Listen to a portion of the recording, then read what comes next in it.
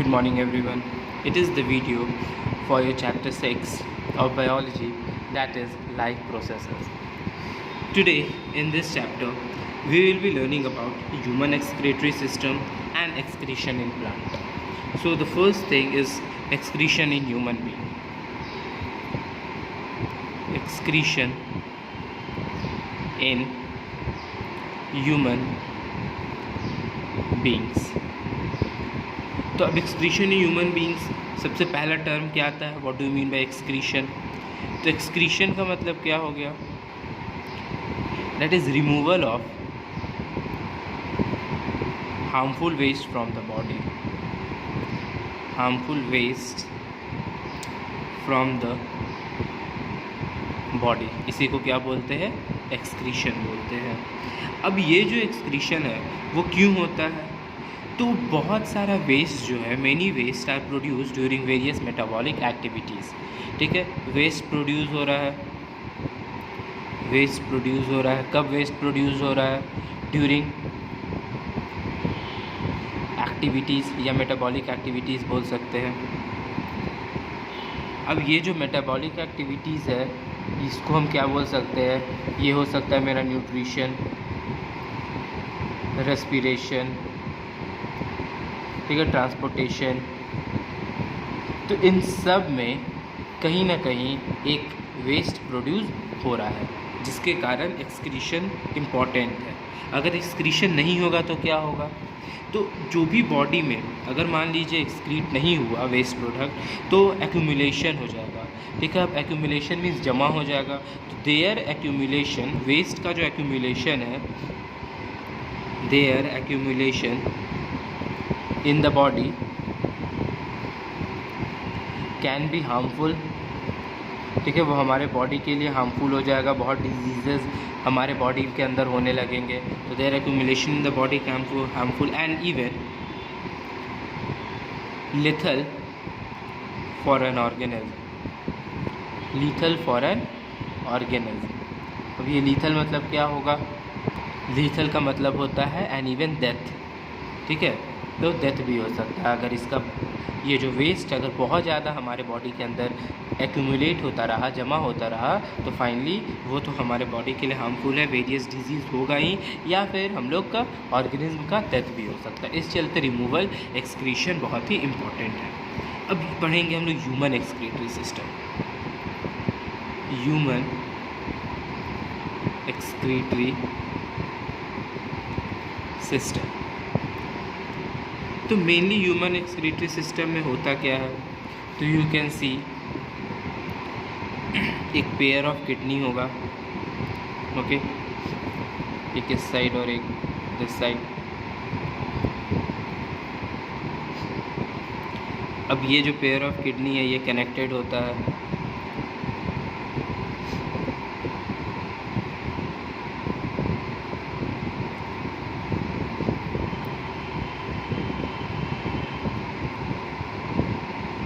Connected होता है। फिर यहाँ से एक ट्यूब लाइक स्ट्रक्चर होता है, उस ट्यूब लाइक स्ट्रक्चर को हम लोग क्या बोलते हैं, उस ट्यूब लाइक स्ट्रक्चर को हम लोग यूरेटर बोलते हैं। ये मेरा किडनी हो गया, ये मेरा यूरेटर हो गया। अब फाइनली फिर ये यूरिनरी ब्लैडर में कनेक्टेड होता है और वहाँ पर फिर यहाँ यूरेथ्रा से वो डिस्चार्ज हो जाता है। तो this you can say a pair of kidney, this is ureter, this is urinary bladder and this is urethra. So अब होता क्या है, the human excretory system composed of pair of kidney, दो किडनी होता है, a tube called ureter comes out of kidney. ठीक है, हर एक ईच किडनी से वो बाहर आता है and goes to the urinary bladder and urine is collected in the urinary bladder. ठीक है, यूरिनरी ब्लैडर में जो भी यूरिन है वो कलेक्ट होता है and from here it is expelled out through urethra as when required. ठीक है, फाइनली यूरेथ्रा से वो एक्सपेल्ड आउट हो जाता है। अब ह्यूमन जो एक्सक्रीटरी सिस्टम है ह्यूमन बीइंग का, ठीक है, तो पेयर ऑफ किडनी होता है, यूरिनरी ब्लैडर होता है, पेयर ऑफ यूरेटर होता है एंड यूरेथ्रा होता है। तो किडनी का क्या है, अब ये चारों को हम लोग थोड़ा ब्रीफ में पढ़ेंगे। तो first is kidney.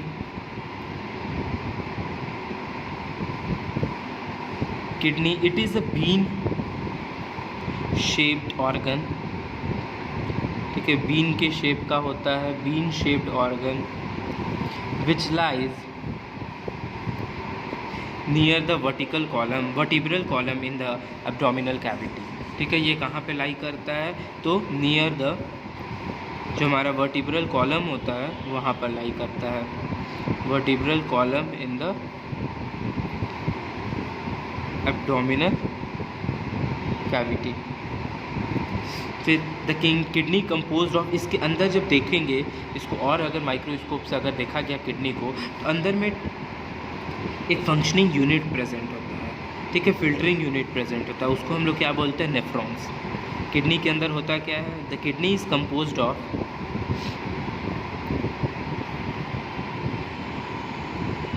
Many filtering unit, many filtering unit. ये जो फिल्टरिंग यूनिट्स है इसको हम लोग क्या बोलते हैं? इसको बोलते हैं nephrons. And nephrons is called the functional unit of kidney, और इसको क्या बोलते हैं? Functional unit of kidney. ठीक है, ये किडनी के बारे में हो गया। अब पढ़ते हैं ये नेफ्रॉन के बारे में कि नेफ्रॉन है क्या। सो नेफ्रॉन के बारे में क्या है? That is nephron. ठीक है, अब नेफ्रॉन क्या है? It is composed of a tangled mesh tube. ठीक है, ये ट्यूब से बना हुआ है, and a filtering part, tube से बना हुआ और इसमें फिल्टरिंग पार्ट होता है। और ये फिल्टरिंग पार्ट को हम लोग क्या बोलते हैं? It is known as glomerulus. ठीक है, इसको ग्लोमेरुलस बोलते हैं। It is composed of tangled mesh tube and a filtering part called glomerulus. उसके बाद फिर द ग्लोमेरुलस, अब ये क्या है? तो it is a network of blood capillaries. ठीक है, it is a network of blood capillaries to which renal artery is attached। ठीक है, इसमें आर्टरी अटैच्ड होता है। अब ये आर्टरी क्या करता है? द आर्टरी टेक, ये जो रेनल आर्टरी है ये क्या करता है? It takes the blood to the glomerulus. ठीक है, तो ये रेनल आर्टरी का वर्क क्या है? ब्लड सप्लाई करने का। अब इसके बाद इसी में दो और आर्टरी आता है, एक का नाम है एफरेंट आर्टरी और एक का नाम है इफेरेंट आर्टरी। तो एफरेंट आर्टरी क्या करता है? पहले लोग पढ़ते हैं एफरेंट आर्टरी। तो एफरेंट आर्टरीओल क्या करता है? इसका काम है the artery which takes blood to the glomerulus. ठीक है, वो आर्टरी जो ग्लोमेरुलस तक, ये जो फिल्टरिंग पार्ट है वहाँ तक ब्लड को ले जा रहा है, उसको हम लोग एफरेंट आर्टरी बोलते हैं। और जो रिसीव कर रहा है, एंड द वन रिसीविंग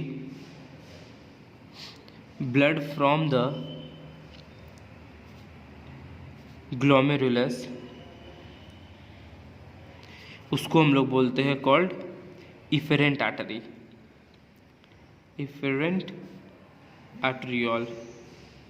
ठीक है, ये दोनों हो गया। मीन्स फर्स्ट क्या है? नेफ्रॉन क्या है? तो it is tangled mesh of tube and a filtering part. ठीक है, जिसको वो फिल्टरिंग पार्ट को हम लोग ग्लोमेरुलस बोलते हैं। ये ग्लोमेरुलस क्या है? तो नेटवर्क ऑफ ब्लड कैपिलरीज है। ठीक है, जिससे आर्टरी कनेक्टेड। आर्टरी का वर्क क्या है? ब्लड को सप्लाई करना। अब उसी में दो तरह का आर्टरी होता है। एक आर्टरी होता है जो ग्लोमेरुलस को ब्लड सप्लाई कर रहा है। ठीक है, that is the artery which take blood to the glomerulus, उसको हम लोग बोलेंगे that is afferent arteries, arteriole या आर्टरी भी बोल सकते हैं। And one receiving the blood from, अब ग्लोमेरुलस के बाद फिर जो ब्लड जा रहा है जो रिसीव कर रहा है ब्लड उसको हम लोग इफेरेंट आर्टेरियोल बोलते हैं। ठीक है, तो इस किडनी में दोनों चीज़ प्रेजेंट होता है, आर्टरी भी प्रेजेंट होता है और हमारा वेंस भी प्रेजेंट होता है, ये दोनों इसमें रहता है। लेकिन आर्टरी का काम क्या है, ब्लड को वहाँ तक रिसीव करवाना। तो जो हमारा एफरेंट आर्टेरियोल है वो ग्लोमेरुलस तक पहुँचाता है और ग्लोमेरुलस के बाद जो आर्टरी वेन ब्लड को रिसीव करता है उसको हम लोग एफरेंट आर्टेरियोल बोलते हैं। Now the glomerulus is enclosed in A capsule like portion.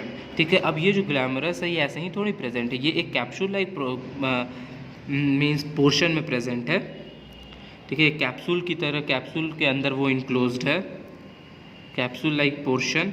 और ये कैप्सूल लाइक पोर्शन को हम लोग क्या बोलते हैं, that is Bowman's capsule, Bowman's capsule.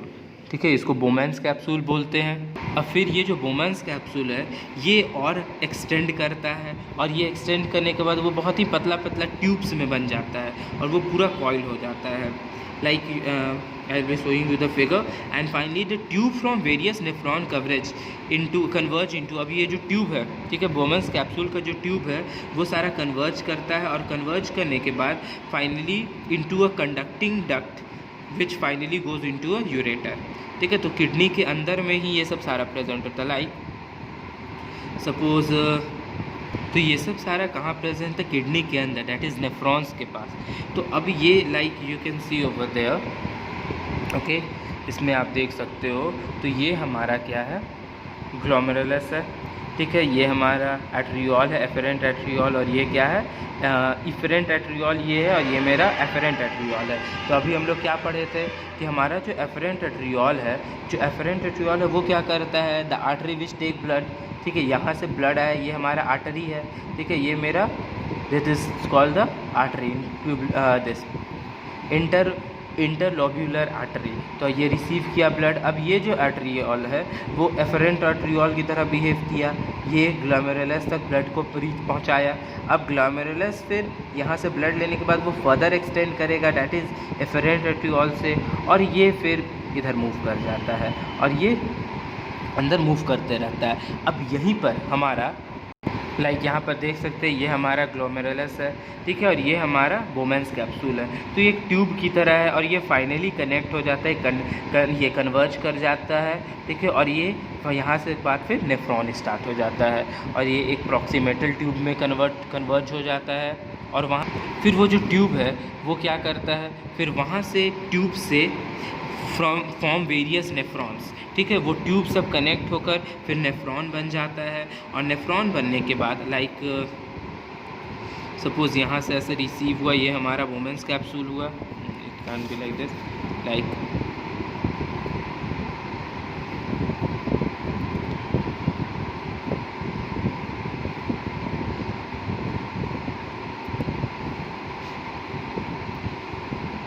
ठीक है, ये हमारा ग्लोमेरुलस हुआ। ठीक है, ये हमारा ग्लोमेरुलस हुआ। ये ट्यूब यहाँ पर बहुत ही पतला पतला ट्यूब होगा और ये सब कन्वर्ज कर जाएगा, यहाँ कर कन्वर्ज कर गया। और कन्वर्ज करने के बाद ठीक है, जैसे ही ये सपोज यहाँ पर बोमैन्स कैप्सूल हुआ, ये बोमैन्स कैप्सूल हुआ जिसमें बहुत थ्रेड लाइक स्ट्रक्चर, यहाँ पर ट्यूब प्रेजेंट है। ठीक है, हाईली कॉइल्ड है। ये कन्वर्ज कर फाइनली फिर क्या बना देता है, नेफ्रॉन्स बना देता है। ठीक है, नेफ्रॉन्स बना देता है और यहाँ पर एक कलेक्टिंग डक्ट होता है, कलेक्टिंग डक्ट होता है जो यूरिन को कलेक्ट करता है। And finally goes to the and converges into a collecting duct. ये जो नेफ्रॉन है ये कन्वर्ज कहाँ का जाता है, कलेक्टिंग डक्ट तक। एंड फाइनली यूरेटर में, ये तो किडनी का ही पार्ट हो गया, और फिर यूरेटर में वो पहुँचता है, यूरेटर से फिर वो यूरिनरी ब्लैडर में पहुँच जाता है ना। Urine formation in the kidney. अब यूरिन कैसे फॉर्म करता है किडनी के अंदर, द यूरिन जो फॉर्मेशन है, the formation of urine involves 3 steps. ठीक है, 3 स्टेप्स होता है। कौन कौन है, फर्स्ट इज ग्लोमेरुलर फिल्टरेशन, पहला यहाँ पर होता है। सेकंड क्या है, ट्यूब्यूलर रीएब्जॉर्प्शन, यहाँ पर फिल्टर हुआ, यहाँ पर एब्जॉर्प्शन हुआ, एंड थर्ड इज सिक्रीशन। तो ग्लोमेरुलस फिल्ट्रेशन में क्या होता है, जो भी नाइट्रोजीनियस वेस्ट है, ठीक है, लाइक इसको डिटेल में अगर पढ़ेंगे तो ग्लोमेरुलस फिल्ट्रेशन का जो भी नाइट्रोजीनियस वेस्ट है या फिर ग्लूकोज है या वाटर है, एमिनो एसिड है, ये सब सारा फिल्टर होता है। यहाँ पर फिल्टर हुआ इस ग्लोमेरुलस फिल्ट्रेशन में, and filter from the blood, क्योंकि कैपिलरीज है, ठीक है, यहाँ पर बहुत सारा कैपिलरीज है, तो कैपिलरीज सारे ब्लड मूव कर रहे हैं, तो ब्लड से ये सब सारा फिल्टर होता है from the blood into Bowman's capsule, ठीक है। यहाँ से सारा कहाँ गया, बोमैन्स कैप्सूल में गया, यहाँ से सारा फिल्टर होके बोमैन्स कैप्सूल में चला गया। एंड बोमैन्स कैप्सूल के बाद नाउ यूजफुल सब्सटेंस अब सेकेंड हो रहा है, that is tubular reabsorption. Tubular reabsorption में क्या होता है, जो भी यूजफुल सब्सटेंस है, useful substances from the filtrate, ये जो ग्लोमेरुलस फिल्ट्रेशन है वहाँ से आर रीअब्जॉर्ब्ड, ठीक है, फिर से एब्जॉर्ब्ड हुआ बैक बाई कैपिलरीज। यहाँ पे भी कैपिलरीज है सराउंडिंग द नेफ्रॉन, नेफ्रॉन्स के साइड में भी कैपिलरीज है। तो बोमैन्स कैप्सूल के बाद जब एब्जॉर्ब हो गया, एब्जॉर्ब होने के बाद यहाँ पर जो भी यूजफुल सब्सटेंस है फ्रॉम द फिल्ट्रेट, ये जो ग्लोमेरुलस फिल्ट्रेशन था वहाँ के बाद वो फिर से रीएब्जॉर्ब हुआ, ठीक है, बाई कैपिलरीज, क्योंकि कैपिलरीज हर जगह कनेक्टेड है सराउंडिंग द नेफ्रॉन्स। अब उसके बाद जो भी एक्स्ट्रा वेस्ट है, ठीक है, एक्स्ट्रा वाटर, सॉल्ट्स, ये सब सारा सिक्रीट होता है, क्योंकि third process is secretion, are secreted into the tubule which opens up into a conducting duct. ये कनेक्ट होकर यहाँ पर सिक्रीट होता है in the collecting duct and then into the ureter, ठीक है। तो सारा जो भी वेस्ट था वो किडनी में जब पहुंचता है तो ग्लोमेरुलस फिल्ट्रेशन में होता है, वहाँ पर फिल्टर होता है, ठीक है। ब्लड कैपिलरीज प्रेजेंट है, तो कैपिलरीज के कारण जो भी ब्लड में वेस्ट है सारा यहाँ पर फिल्टर हो गया। फिल्टर होने के बाद जो भी यूजफुल सब्सटेंस है वो रीएब्जॉर्ब्ड होता है, ठीक है, रीएब्जॉर्ब हुआ, कैपिलरीज है अभी भी, तो सारे नेफ्रॉन्स के जो सराउंडिंग में कैपिलरीज है वहाँ पर रीएब्जॉर्ब हुआ। अब एक्स्ट्रा जो वेस्ट है, सॉल्ट बचा, वो सब अब फिर सिक्रीट होता है नेफ्रॉन्स से। जब वो यूरिन पास करता है तो वो एब्जॉर्ब भी होते रहता है, और एक्स्ट्रा जो बचता है वो मूव भी करते रहता है। अब एक्स्ट्रा बचा हुआ पार्ट जब मूव किया, ठीक है, नेफ्रॉन से जब वो मूव किया तो फाइनली वो कलेक्टिंग डक्ट पास कनेक्ट हो जाता है, और वहाँ से फिर यूरेटर पर पहुँचता है, यूरिनरी ब्लैडर में पहुँचता है, फिर फाइनली यूरेटर से वो एक्सपेल्ड आउट हो जाता है, ठीक है। उसके बाद जो भी यूरिन प्रोड्यूस्ड है किडनी में, ठीक है, जो भी यूरिन प्रोड्यूस्ड है, urine produced in the kidney now passes through the ureter, ठीक है, वो यूरेटर के पास पहुंच जाता है। इनटू यूरेटर से फिर कहाँ पहुंचता है, यूरिनरी ब्लैडर में पहुंचता है, ठीक है। यूरिनरी ब्लैडर में पहुंचकर वो फिर स्टोर होता है, एंड फाइनली वो यूरेथ्रा से रिलीज आउट हो जाता है। The purpose of making urine is to filter out waste product from the blood. ये यूरिन क्यों बन रहा है, तो ये यूरिन बन रहा है, इसका एक ही बस पर्पस है, फिल्टर करना, ठीक है। जो भी हमारे बॉडी में, जो भी हमारे ब्लड के अंदर, बॉडी नहीं ब्लड के अंदर बोल सकते हैं, जो वेस्ट प्रोडक्ट फॉर्म कर रहा है, ठीक है, उसको फिल्टर करना, बस यो यूरिन का काम है। That is urea which is produced in the liver. और ये यूरिन जो है वो जो यूरिया से कंपोज होता है, और यूरिया कहाँ पर होता है प्रोड्यूस, लिवर के अंदर प्रोड्यूस होता है। तो लिवर के अंदर जब यूरिया प्रोड्यूस होगा उसको एक्सपेल्ड आउट करना था, ठीक है, जो वेस्ट था उसको एक्सक्रीट करना था, तो उसके लिए यूरिन प्रोड्यूस हुआ, ठीक है। उसके बाद आता है एक टर्म है, दैट इज़ हेमोडायलिसिस। हेमोडायलिसिस में क्या होता है? Hemodialysis means the process of purifying blood